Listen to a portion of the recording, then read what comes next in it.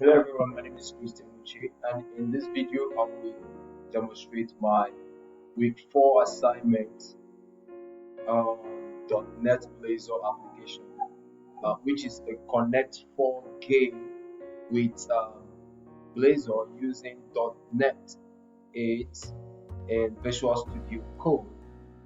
Uh, uh, though the goal of this project was to learn how to build an interactive web application using Blazor components, event handling, dependency injection, and state management. All of it um, was what I was supposed to learn in this project. I will begin by running the application from my terminal.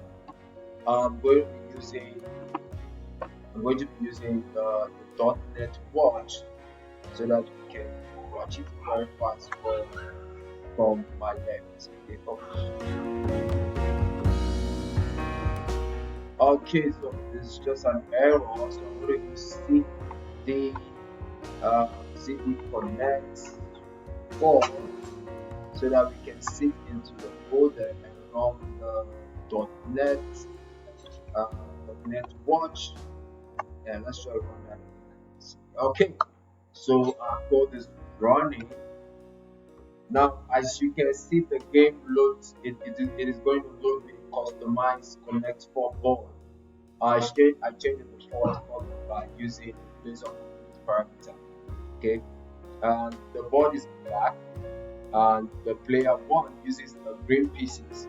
Alright, this is it. So you can see that the board is black, and the player one uses a green piece, and the player two uses the purple pieces. This also demonstrates how parameters can be pulled, can be passed from the home page to the customized appearance of the reusable component. Just like we have the home page, like all of these pages, okay, right in the home. I have this, okay, that board. Here we have board, layer color, layer two color, and right and that board we can close this page, and right here we have the board components. Okay, now at the top of the page there are 7 rows. Now, look at the page here, there are 7 rows at the top of the page. 1 2 3 4 5 6 7, more like 1 2 3 4 5 6 and 7. Okay, so now each row represents one of the 7 columns on the connect 4 board. Okay, so each of this row up here represents those columns. Okay, and when I click one of these arrows, a game piece drop into selected column. Now if I click on this place, now the player one plays one, drop into a column. Okay, now the game automatically alternates turns between player one and player two.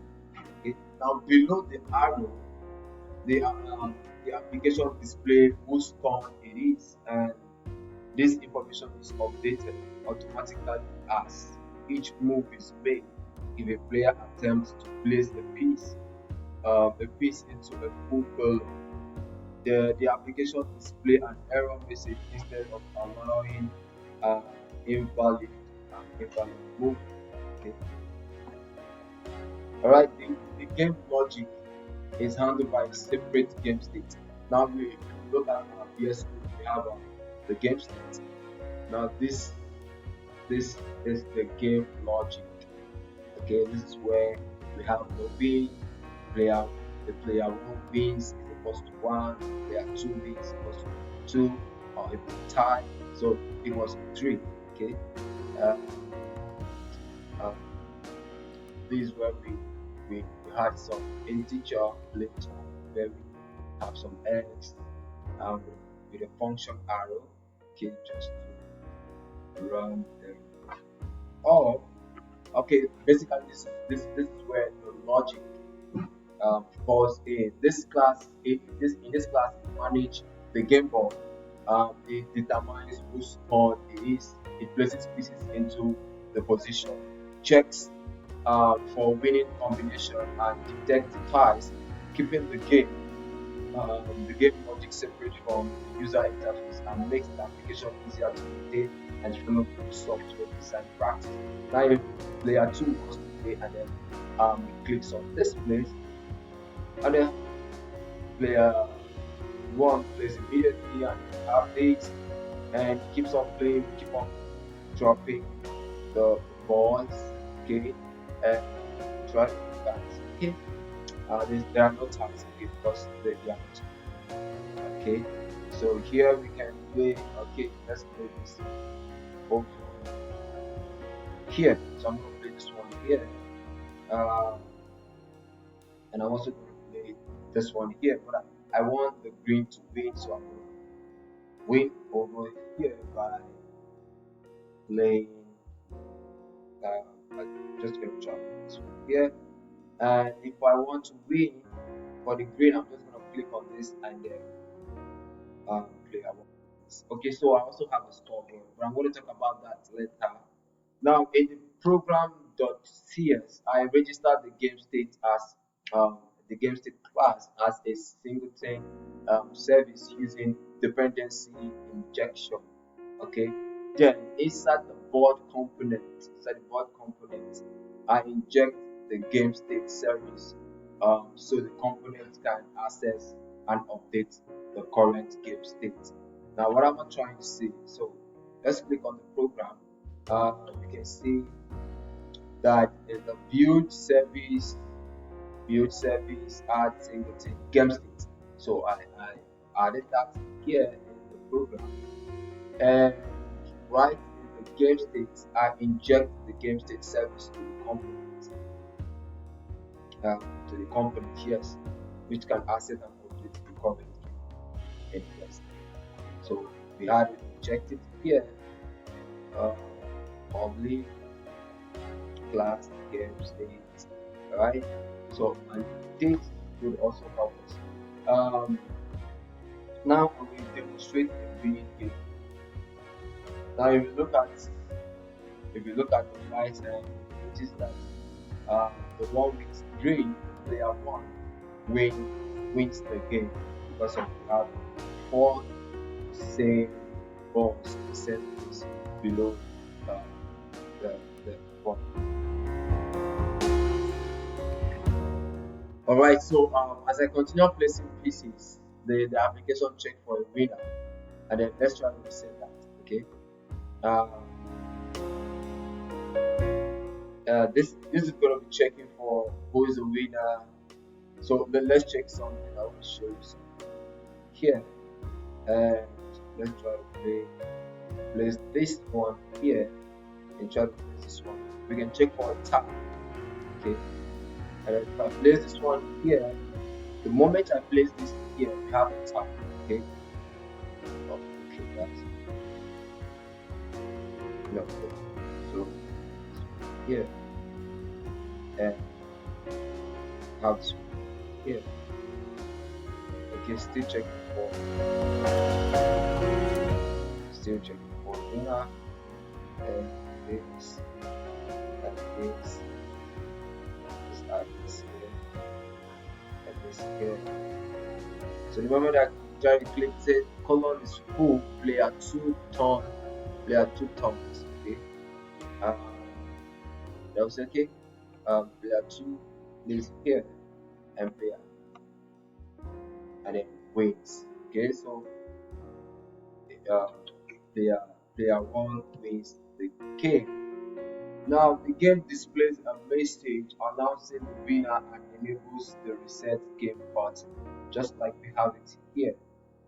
Okay, clicking the reset game clears the board so a new game can begin. For the additional feature, I required um, an additional feature was required from this assignment here.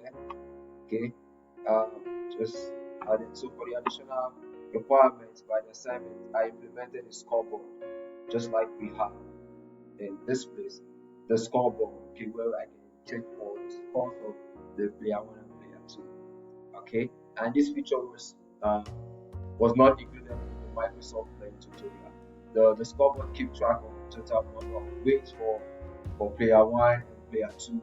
Now each time a player wins, their score increases automatically. When I restart the game, when I restart the game, we get what is known as, when I try restarting the game, we get the board being clear, okay, but the scoreboard continues to display the accumulated wins. This allows multiple games to be played while keeping track of each player's performance. I think that was what was there, or what I added, the feature I added in this tutorial.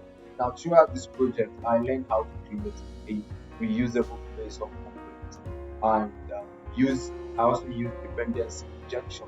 I also have user event with the the ads on click, the act on click. Okay, so I also manage application state, customize component parameters, um, using the parameters here.